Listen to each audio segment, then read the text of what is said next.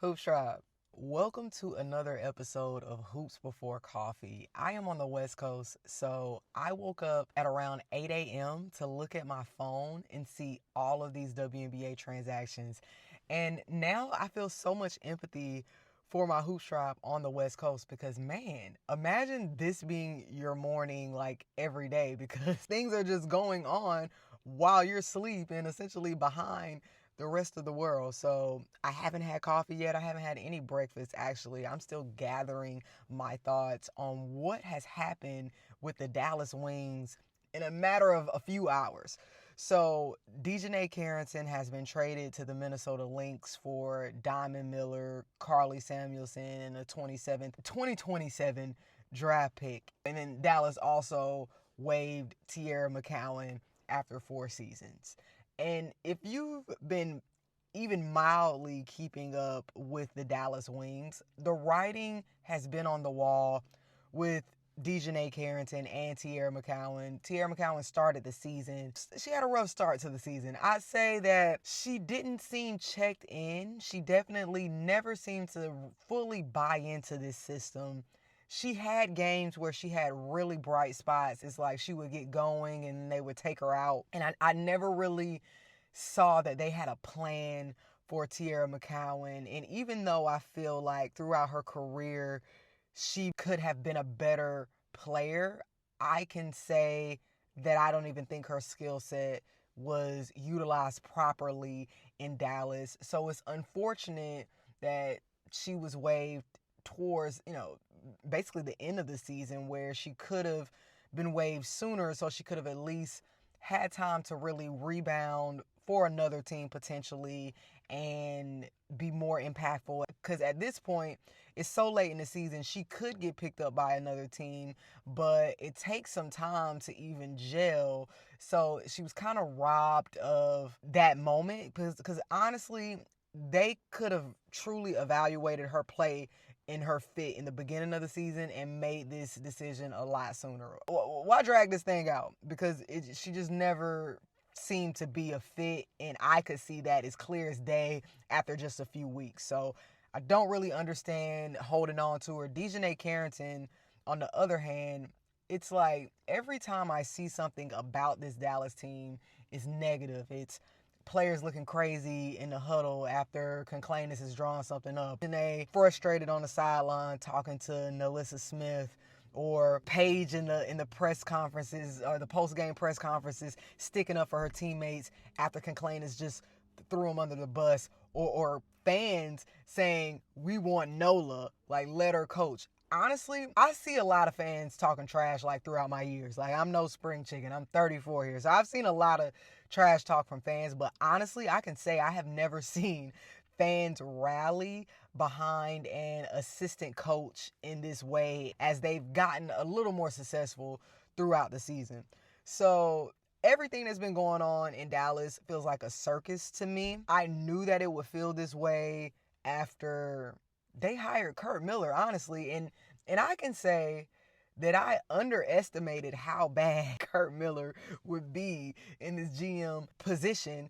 And it goes back to his very first decision, his first decision to hire Conclanis, because it's like he's worse than Curt was in press conferences. Last season, I felt like Curt never took any accountability for anything. He sometimes has like snarky responses, or it's not really, bigging up his players in a way or defending his players in a way that you would feel like he's supposed to. And I see some of these same traits that I felt about Curt Miller is what I feel about Dallas Wings coach Chris Conclanis, and that has turned me off from the franchise. I can tell you I was really trying to stay more in tune with what they had going on, but as the season progresses and the games just felt like they were becoming even more progressively bad, with me just not understanding the plot, me not understanding what's going on. I just couldn't, I get too into games and it was just too much for me. I checked out of Dallas. So now Dijonai is out. Conversely, this is great for her because going to the Minnesota Lynx means that she is now with a championship contending team. She's also in a fun locker room, a fun environment. She's with a lot of former teammates. So it should feel familiar to her. And I think that she's definitely a Coach Reeve type of player. Her offense is created from her defense, which is great for their system because they have so many offensive threats. Having a player that is actively hunting on the offensive end could throw things out of balance, but I think that Dijonai has the type of game that will fit into this system seamlessly, and she's a little more disciplined overall than Diamond Miller, and I think that Diamond was in the rough for Minnesota because of the type of player that she is. And recently I said on a video that if Diamond Miller was with another franchise, that she'd probably be a key player and end up being a franchise player for that franchise. But I don't know if that's going to be the case for her in Dallas because of the situation in Dallas, because the coaching in the front office. I think that Dallas could be heading in the direction of what we think is happening in Chicago, with players not even wanting to come to Dallas. Now, what Dallas can do because they're so bad is basically build their team through the draft, which is what Chicago should have done, knowing that it's going to be hard to get veteran players to go to a franchise where things just feel so chaotic. Like, they should have kept their draft picks so they could actually build with younger players who don't even really have a choice. Dallas has that opportunity to build their team through the draft picks, but it's always going to be about, do these players buy into this system? And I think that as long as you got the people that are running this team, you got this GM, you got Chris, I don't think that Coach Conclanis deserves a second year. And this is from a person that feels like it takes time. I absolutely know that it takes time for teams to really get things together, but from the little that I've seen of Conclanis, I have seen enough, and I don't think that he deserves a second year as the head coach for this team. I think he needs to go back to a specialized unit, maybe being that defensive specialist again. But holistically, being the figurehead for a team, I don't like watching the guy in post. I don't like how he answers questions. I don't like his play calling. I don't like his rotations. Get him out of there, man. Get him out of there. And Diamond doesn't deserve this. Although I wanted Diamond to get out of Minnesota so she could have more of a shot, free her. She doesn't deserve this, so I feel bad for her. Now, speaking of another Lynx player, or former Lynx player, Alissa Pilli has signed a 7-day contract with the Los Angeles Sparks, which is great for Alissa Pilli. I definitely felt like she was a pro, and I think that this Sparks system fits her very well, and it's her former coach, so she has some familiarity there, and it will just be great for her self-esteem because she's used to her, and I think that she could fit in seamlessly with this Sparks team and be another perimeter threat for them, because that's really what they want. And Pilli is a knockdown shooter, and sometimes the Sparks struggle from three. They got Cameron Brink back. They got a lot of youth on their side in Los Angeles, and the Sparks have a very strong chance of making that push for the A seed, because although they're ranked 10th in the rankings currently, I think that this is one of the best teams in the league. You can't let that record fool you into believing that the Sparks are a bad team. I think that Coach Roberts is finally getting things together. The synergy is there. The chemistry is building. Things are starting to click in LA, and I think that Coach Roberts has been a strong coach despite the rough appearance of all the things, and I think that she's going to be the one to turn the Sparks franchise around. But what are your thoughts, Hoops Tribe? How do you feel about Dijonai Carrington going to Minnesota?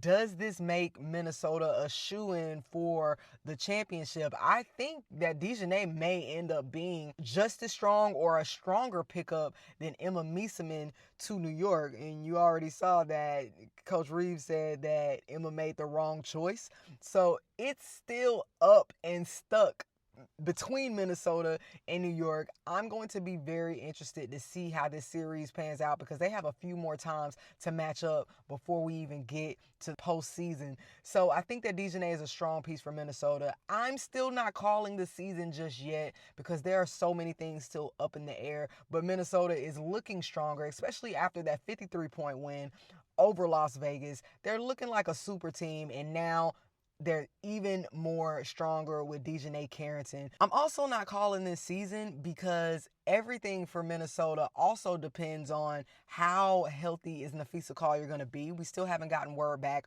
on her injury, although it looked like a bad upper ankle sprain. I don't anticipate it being something like she tore it, but it looked nasty.